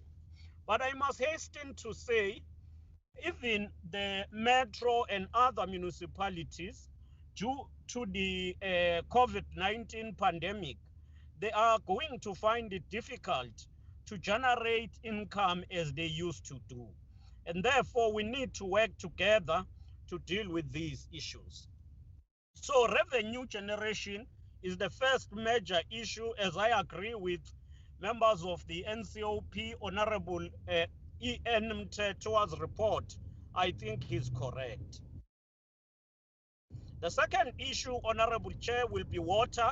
I think I agree with all members spoken across the province, where COCTA is leading the process of developing water master plan with both immediate intervention and the long-term solutions.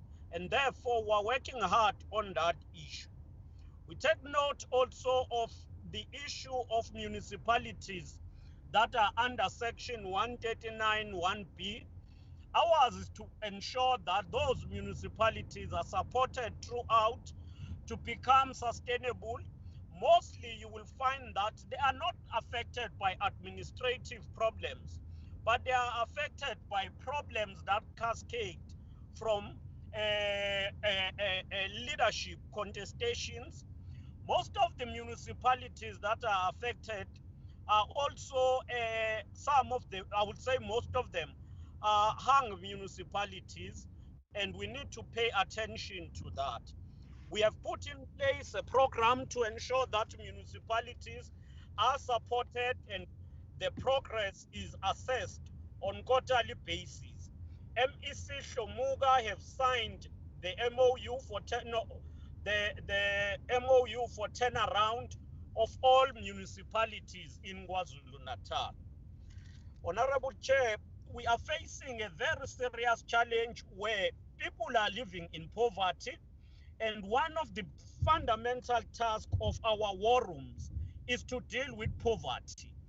And poverty alleviation will be primary. Through the radical economic transformation, there are sectors that we are putting aside to ensure that we allow and encourage the participation of people who are in rural areas, and those will be areas such as agriculture, areas like bakery and others.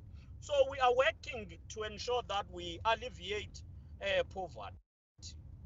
Honorable Chair, today we launch Operation Siyahlola. The Premier's Operation Siyahlola program is where the Premier undertake a monitoring program where he assesses the projects that are being implemented, or he goes to assess the functioning of our office staff that gives support to the people. We launched this program here in Woodlands, in Peter.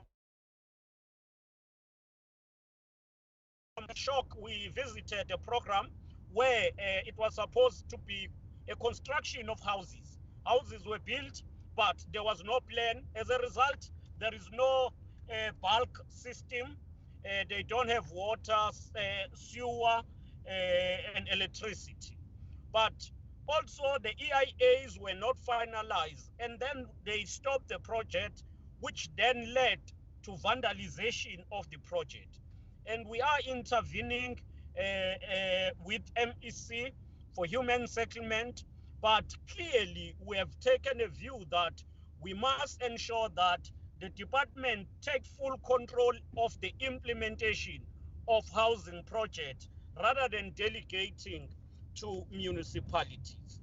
I wish to conclude by saying we thank members of the NCOP for being with us in this week, but we are humbled by the participation of members of the legislature who were crisscrossing the province, and the report that they've compiled will be processed and implemented as expected. Thank you, Honorable Chair. Thanks a lot. Thank you very much, Honorable Premier. Now we understand the process that these particular issues that were raised in different districts, how is it going to process? As we have indicated, Honorable Premier, that you'll wait the consolidation of the reports, and then it will be then distributed to different departments where it is relevant to be implemented. I think that marks the... Hello? If you may allow me just one issue I omitted. Over to you, Premier. War rooms. We are in fact repurposing the functioning of Operation Sukumasake, and we will present a final concept where we will be clear on the framework. We will be working on supporting war rooms with tools of trade, and we think we'll be able to support them on that.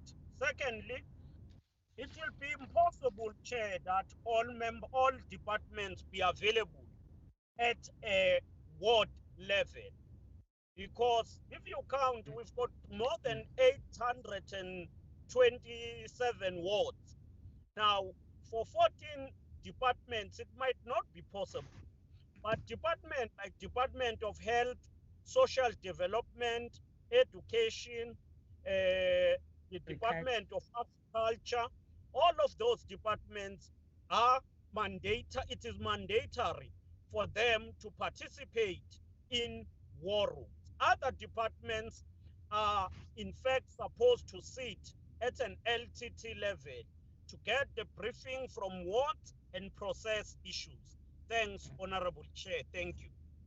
Thank you very much, Honorable Premier. We really appreciate that the tools of trade the war rooms are going to get. I knew that you did report in the committee, Honorable Premier, that you have a plan for the war rooms to get the tools of trade. Yes, you did indicate. and the training also, which is urgent in the war rooms. We really appreciate, and I think now it is clear, as some of the honorable members indicated, that they indicated to the war rooms that it's not easy for each and every department to sit in the war room at a ward level. That's why we were saying that what Umzwabant is doing to say to those other departments, they take the challenges of the people in the LTT, because LTT is better, is the whole municipality. But what is important is the response to what was raised at a war room level. That is important going forward. Thank you very much, colleagues. I think that marks the end of our meeting. We understand the process as it has been outlined by our Premier, to say that when we have finalized consolidating the report, our Honorable Speaker will really look at the report and then also give it to the Office of the Premier, which will be then going to different departments for implementation. Thank you very much. We want to appreciate the members of the NCOP. I want to join the Premier to really appreciate the members of the NCOP, the good work that they always do every year. They come to the provinces, they visit, and also give the support where necessary. We really appreciate. We think that our working relations will go from strength to strength going forward. We really appreciate your work, NCOP. To my colleagues, honorable members, I don't know the work that you have done and the distance that you have been going to try and get this information from different areas. We really appreciate, and it was important. Even where we were, sometimes we go like 200 kilometers in between, but it was important because it was in deep rural areas where no one always go and visit. So we really appreciate, Honorable Speaker, the work that you are doing for the legislature and making all of us to go in different corners of our province. We appreciate a lot. And to the members of the Executive Council, thank you very much, colleagues. We appreciate. We have been with the champions of the district. They were with us until the end, contributing, indicating, sometimes intervene here and there. When I was with Honorable MEC Ukoza. We really appreciate, colleagues. And to the staff of the legislature, we really appreciate. They work very hard compiling the report. Sometimes where we're sitting with them until late to try and craft the resolutions that will really assist, especially those that cut across. We appreciate the good work, the good team. We want to thank the chair of chairs because the program and to get the staff to go all over, the chair of chairs was also involved. The staff of the chair of chairs was involved. Thank you very much. This meeting stands adjourned.